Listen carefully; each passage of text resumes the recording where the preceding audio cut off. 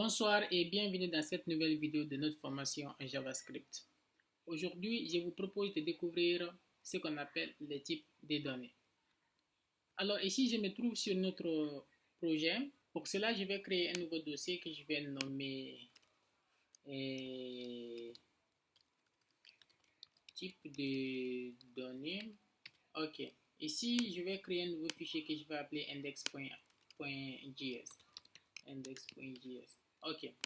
Voilà. Je fais commande plus J si vous êtes sur Mac ou CTRL J si vous êtes sur Windows pour afficher le terminal juste en bas ici. Comme ça, on peut exécuter le code à partir de là. Donc, je vous signale que nous allons utiliser ici Node.js. Ceci, on l'a vu dans la vidéo précédente. Si vous n'avez pas vu cette vidéo, je vous propose d'aller regarder cette vidéo pour voir comment installer Node.js et voilà, comment l'utiliser. Voilà. Les types de données sont en fait un concept très important en programmation. En fait, il va vous permettre de dire à l'ordinateur le genre d'opération qu'il faut faire sur vos variables. OK? Par exemple, on avait vu comment déclarer une variable. Supposons par exemple, je vais déclarer une variable qui s'appelle âge et qui va stocker mon âge. OK? Je fais let âge qui est égal ici à 24. OK? Voilà. Mais ici, vous allez me dire, ah, ok, l'âge, le nombre que vous avez stocké dans l'âge est un nombre entier. Mais là, on ne voit pas de type qui dit que l'âge est un nombre entier. Voilà, justement, ceci, c'est parce que le JavaScript est un langage dynamiquement typé, c'est-à-dire que le type de la variable est déterminé en fonction du type de sa valeur. Comme vous pouvez le remarquer ici, j'ai déclaré une variable âge et je l'ai affecté une valeur qui est 24. 24 c'est un nombre, donc le type de ma variable est automatiquement un nombre. Et si on essaie d'afficher le type de la variable ici, on fait console.log. Alors pour le faire, vous allez utiliser l'opérateur unitaire qu'on appelle typeof. Ok. Si vous faites typeof et âge, ok, on va exécuter ça ici en bas. Fait node. Remarquez qu'on est dans le dossier Hello World, donc on va changer de dossier. Vous faites cd. Je vais afficher d'abord le contenu. Ok, je sors d'abord ici et je fais cd type. Ok, pourquoi c'est là? En fait, je fais clear. Donc je fais node des index. Voilà, vous voyez ici que j'ai un number, ça veut dire que j'ai un nombre. Voilà, donc ça, retenez bien cela. Et on a déclaré une variable et on a affecté une valeur qui est un nombre. Donc le type de la valeur est devenu automatiquement un nombre. Ok, ça donc c'est un comportement de JavaScript, il n'est pas le seul dans ce sens. Donc ça c'était la première des choses dans le fait de dire que le langage est dynamiquement typé. Et vous pouvez changer de valeur aussi. C'est-à-dire qu'on peut quitter d'un entier, d'un nombre à une chaîne, et ainsi de suite. Donc, je peux faire âge égal ici à cela. OK. Je fais âge égal à cela. Du coup, si j'affiche le type aussi de la variable tout de suite, vous voyez que c'est passé à une chaîne de caractères. Et ça, c'est quelque chose que JavaScript il accepte. Mais par contre, si vous prenez un autre langage comme par exemple le C++, qui sont des langages fortement typés, par exemple, pour déclarer une variable, vous précisez d'abord le type de la variable. Par exemple, si je vais déclarer une variable entière, comme pour l'âge tout de suite, je fais int, ok, je fais âge, et puis j'initialise 24.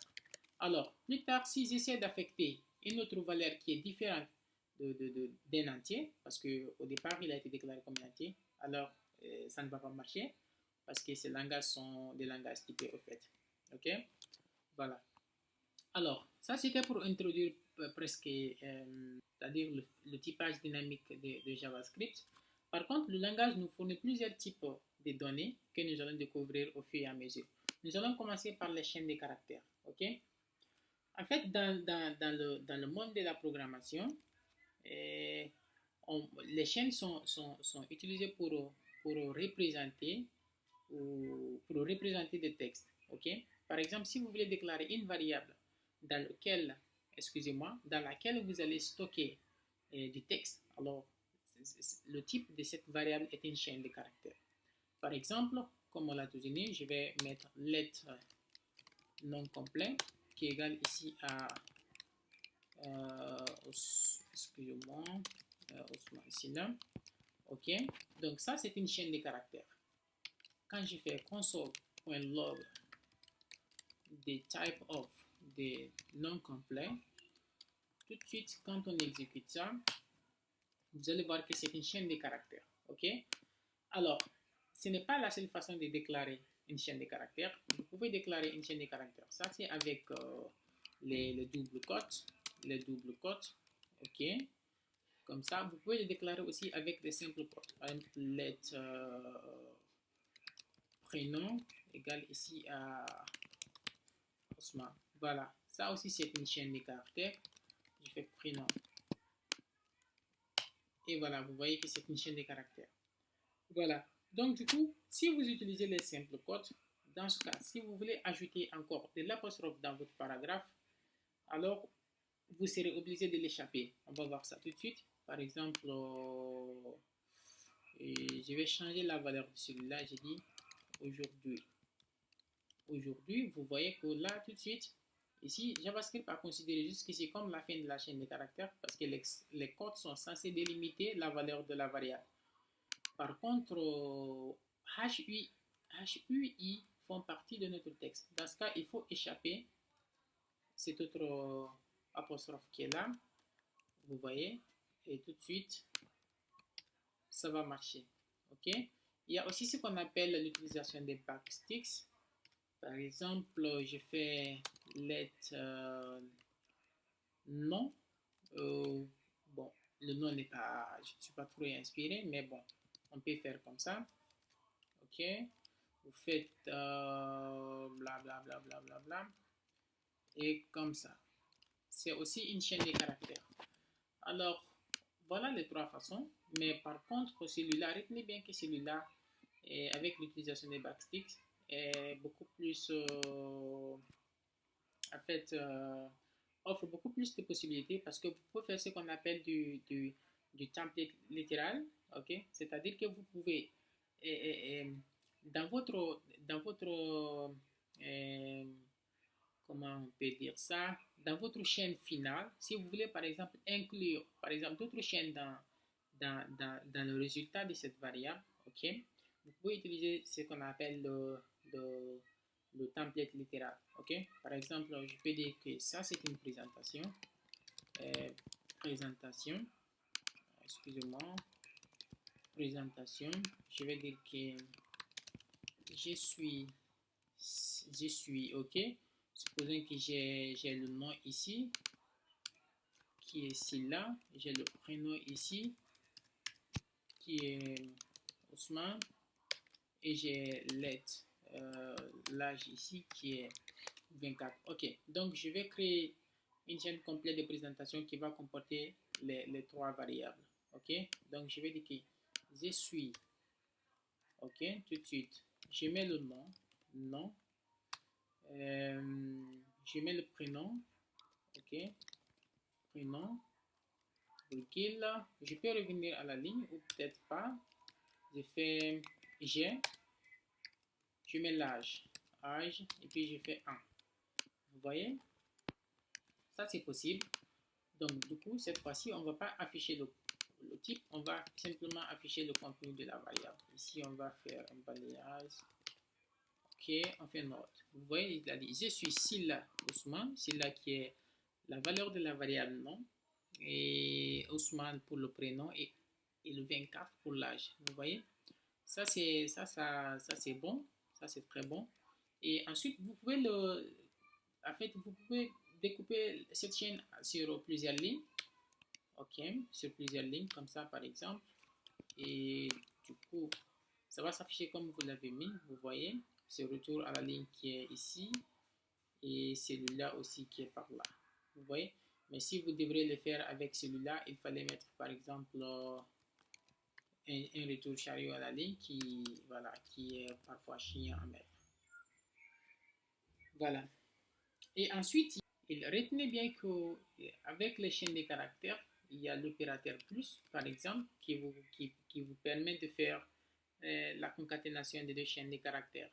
OK? En fait, qui vous permet d'afficher les chaînes bout en bout. On n'est pas en train de faire des opérateurs, Ça va être l'objet de la prochaine vidéo. Ça, c'est pour simplement montrer comment on peut concaténer plusieurs chaînes entre elles.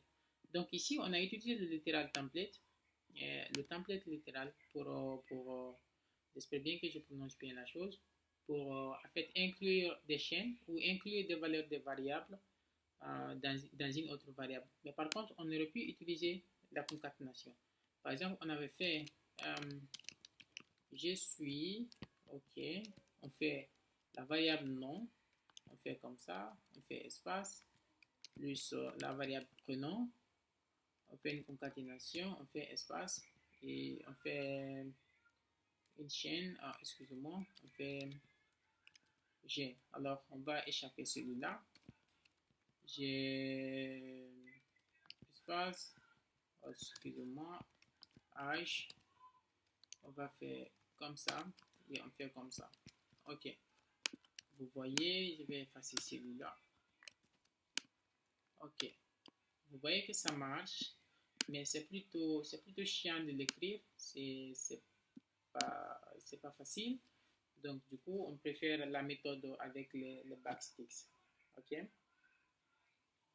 Retenez bien que ça fait la concaténation. Mais par contre, si vous avez un nombre, ok, un nombre que vous voulez associer, par exemple, à une chaîne de caractères, ne vous attendez pas à une autre chose. L'opérateur avec les chaînes de caractères, l'opérateur plus, va simplement faire une concaténation. Ça, c'est si, par exemple, j'ai le nom, j'ai la variable nom, ou j'ai une chaîne, par exemple, tout de suite ici, qui est ici, là, je vais faire plus, ok, l'âge, qui est, par exemple, un entier, un nombre et une chaîne.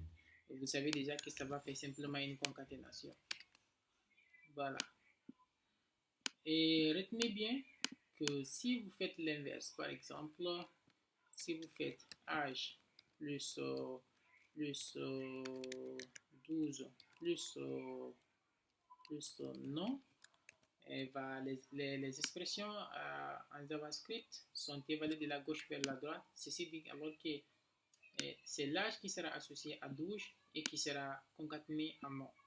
Si on essaie celui-là, vous voyez que c'est l'âge qui est associé à 12, qui est 36, et qui est ensuite associé à nom. Voilà. Alors, qu'est-ce qui va se passer, par exemple, si vous avez une chaîne de caractères qui contient des nombres, par exemple, ici c'est 25, ok. Alors, on va essayer de faire celui-là, plus note, ok. Essayer de faire celui-là, et qu'est-ce que ça va donner? Vous voyez, il a concaténé 24 et 25. Donc, du coup, ce qui n'est pas vrai. Alors, si vous voulez vraiment faire ça, sachant que la note, c'est bien un nombre, c'est juste qu'il est représenté sous forme de chaîne de caractères. Ok, qu'est-ce qu'on va faire? Vous pouvez, par exemple, convertir la note en un nombre. Pour cela, il vous suffit simplement d'ajouter le signe plus devant ici. Et ça va extraire l'entier, c'est-à-dire le nombre qui se trouve ici. Donc, comme ça, vous pouvez faire l'opération. Ok, on va rappeler, et du coup, vous voyez que ça marchait. Donc, ça, c'est une façon de convertir des chaînes de caractères en entier. Ou tout simplement, vous pouvez utiliser la fonction qu'on appelle parseInt. Ok, parseInt comme ça, pour convertir une chaîne en un entier. Ok, excusez-moi, qu'est-ce que j'ai fait ici comme ça? ParseInt des notes là, on va effacer ça, et voilà. Donc du coup, voilà que ça marche. Ok, il y a aussi des nombres. Des nombres, comme vous pouvez le voir, on a vu tout de suite l'exemple de l'âge qui est un nombre. Ok. Alors, les nombres sont utilisés pour stocker tous les nombres au fait aussi, c'est-à-dire les nombres à virgule, sans virgule, les nombres positifs, les nombres négatifs et d'autres. Ok, les petits nombres, les grands nombres. Ok, je vous donne tout de suite un exemple. Je fais let note égale ici à 16. Ok, ça c'est un nombre. Ok, si vous faites console log de type of the note, ok, vous aurez number, ok. Alors vous pouvez aussi stocker des nombres négatifs, comme par exemple let, ok, bon je vais simplement modifier ça, ok, ça aussi c'est un nombre, ok, c'est un nombre, donc ça c'est un nombre négatif. Vous pouvez aussi stocker les nombres à virgule, et par exemple 16.7. N'oubliez surtout pas de mettre point, ne vous trompez pas de mettre virgule, voilà, parce qu'en programmation, la virgule c'est le point, ok, vous pouvez faire ça aussi. Par exemple, vous pouvez représenter un gros nombre, ici par exemple milliards, des milliards, vous pouvez faire, au lieu d'écrire 16 milliards ou quelque chose comme ça, vous pouvez le représenter en exposant, par exemple 9, ça va donner quelque chose de beaucoup plus gros, ok. Et on a fait un type of, affiche le contenu, vous voyez, voilà. Vous pouvez aussi représenter les nombres, les plus petits nombres, par exemple en faisant moins 9, comme ça, il va faire 1 sur 16.7 10 puissance 9, ok. Donc du coup qui va donner un résultat en virgule. On va regarder ça et voilà. Mon ordinateur il est un peu lent, je ne sais pas pourquoi. Voilà, ça donne ça. Et si on exécutait ça dans la façon de regarder, peut-être qu'il allait l'interpréter, mais du coup, sachez que ce n'est pas un problème, que ça marche. Il y a aussi le mot-clé nul, ok, nul. Nul, en fait, c'est utilisé pour représenter une valeur qui est nulle, comme son nom l'indique. Et par exemple, si vous faites let admis, ok, et admis comme ça, qui est égal à nul, ok, ça marque l'absence d'une valeur, ok. Mais par contre, si vous utilisez nul dans un contexte de conditions, sachez que ça voudra false, c'est-à-dire ça voudra faux. Nul ici sera égal à faux, ok. On va prouver ça tout de suite. Par exemple, si on fait if, ok, si il est admis, et admis, ok, on fait quoi? On fait console.log de bravo, ok, mais sauf qu'il ne sera pas, il n'est pas admis, ok. Alors si on exécute notre script, vous allez voir qu'on a rien qui est affiché parce que c'est nul. Par contre, si vous l'utilisez dans un contexte dans un contexte numérique, la valeur de nul faudra 0, ok. Par exemple, si j'essaie de faire let note qui est égal ici à 16 plus et admis, ok, vous allez voir que ça sera 0, que je fais console.log de notes, ok, vous allez voir que c'est toujours 16, mais pour, par exemple, pour prouver, on va faire une multiplication qui sera égale à 0, ok. Il y a aussi ce qu'on appelle les undefined. Je crois qu'on avait vu ça dans la vidéo précédente sur les variables undefined. En fait, en JavaScript, si vous déclarez une variable sans l'initialiser, la valeur vaudra automatiquement undefined. Par exemple, je fais lettre, on va laisser note maintenant. Par exemple, on va dire sexe. C'est une variable que je viens de déclarer, mais sans aucune valeur. Ok? Si on fait un console.log de type of sexe, la valeur vaudra undefined. Vous voyez, undefined. Donc, du coup, dans vos conditions, vous pouvez tester, voir si la valeur est égale à undefined. Cela veut dire que la variable n'a pas été initialisée. Un peu comme nu, par exemple, si vous utilisez undefined dans un contexte de conditions, elle vaudra false. Ok? Donc, undefined serait égal ici à false dans un contexte de conditions, tout comme aussi 0. Ok? Ou bien une chaîne vide. Tout ceci là seront égales à faux dans un contexte de conditions. Ok? Comme JavaScript est sensible à la casse, donc faites très attention à la façon dont vous écrivez undefined et nul. Ok? Mais par contre, si vous utilisez undefined dans un contexte de numérique, et bah, ça vaudra none, not a number, none, comme ça, not a number. On va tester celui-là. Par exemple, si on fait if sexe, pour dire simplement que si le sexe est défini, ok, dans ce cas, on va faire console.log, bah, t'as un sexe, ok, t'as un sexe, point. Sinon, else, ok, bah, console.log, bah, move, on ne sait pas qui tu es. Alors, on appelle notre script, vous voyez que l'expression, la valeur est évaluée à 0, à faux, excusez-moi. 0, bah, c'est pas mal, c'est la même chose. Et 0 aussi est évalué comme faux, une chaîne vide est évaluée comme faux, ok? Donc, du coup, vous voyez cela. Par contre, si on essaie d'utiliser undefined dans un contexte numérique, par exemple, on va dire toujours let not égale ici à sexe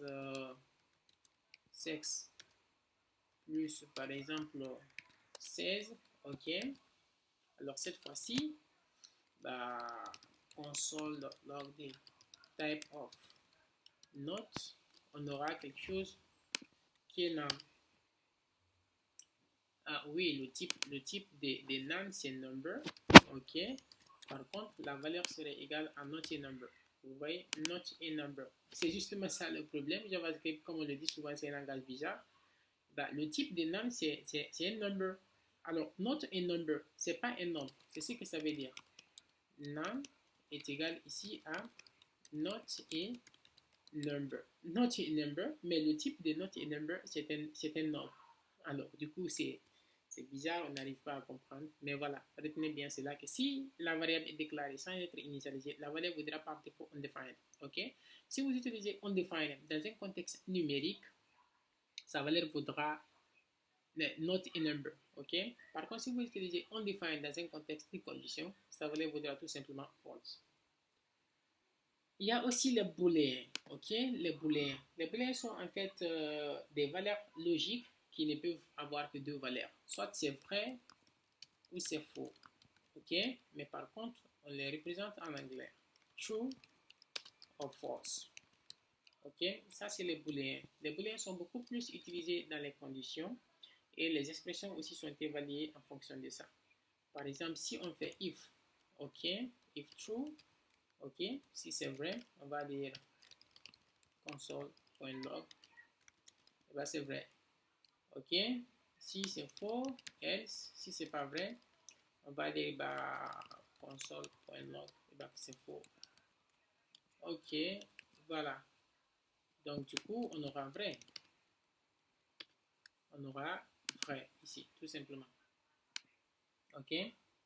On aura vrai ici tout simplement. Donc, souvent, bah, quand vous mettez des expressions comme ça, les expressions sont évaluées en booléen. Et les booléens sont beaucoup plus utilisés dans les conditions. Ça vous permet d'exécuter une partie du code en fonction de la condition que vous allez poser. Il y a également ce qu'on appelle des tableaux. Ok? Les tableaux vont vous permettre de stocker plusieurs valeurs.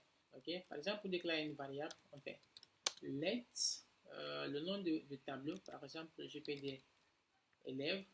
Donc, c'est un tableau qui comporte le nom des élèves. On aura Kaba Kondé, on aura Silla Ousmane, on aura Daouda, et ainsi de suite. Ok, ça c'est un tableau. Ok, pour changer un peu tout ça là, on peut dire que parce que le tableau peut comporter plusieurs types, on peut mettre des nombres entiers, des nombres en virgule. Ok, par exemple 67.3, on peut mettre des booléens et tout type de valeurs au fait. Donc du coup, pour accéder à une valeur de tableau, vous faites simplement le nom du tableau. Par exemple, on va faire console.log. On va afficher par exemple la deuxième valeur, c'est-à-dire mon nom. Bah, c'est normal. Élève. Ok, n'oubliez pas que la première valeur se situe sur l'index 0 et la deuxième valeur sur l'index 1. Ok, mais retenez bien ceci, nous allons plus tard revenir sur les tableaux parce que c'est un type vraiment mais important, beaucoup plus utilisé aussi dans le langage JavaScript. Alors, on va continuer. Voilà, vous voyez cela.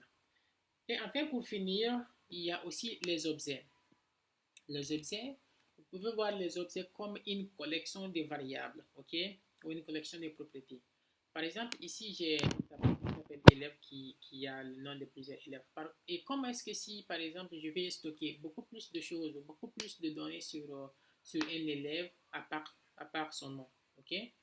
Par exemple, je peux utiliser un objet. Je peux faire élève tout de suite, qui est égal à un élève. Je fais un objet. Je dis par exemple son nom, c'est Condé, ok? Son prénom, c'est Kabam, ok? Son âge, c'est 23. Et sexe, et bah, ben, je vais prendre un autre type. Et admis, c'est true. Et tant d'autres, ok? Donc ça, c'est un objet. Avec cet objet, j'ai réussi à garder plusieurs, plusieurs propriétés de l'élève Condé, ok? Donc, si je fais console.log des type of des élèves, vous allez voir que je vais avoir un objet, ok? Et si vous voulez afficher la valeur d'une de ces propriétés, vous faites le nom de l'objet, point, le nom de cette propriété. Vous allez voir tout de suite que je trouve ça ici. Donc, je vais faire l'âge. Du coup, dans 23. Voilà les gars, c'est tout pour cette vidéo. Donc, cette liste n'est pas exhaustive. Si vous voulez avoir plus d'informations sur les types de données en JavaScript, vous pouvez aller sur le site des MDN. Et je vous donne rendez-vous à la prochaine vidéo où nous allons voir quelques opérations. Ciao.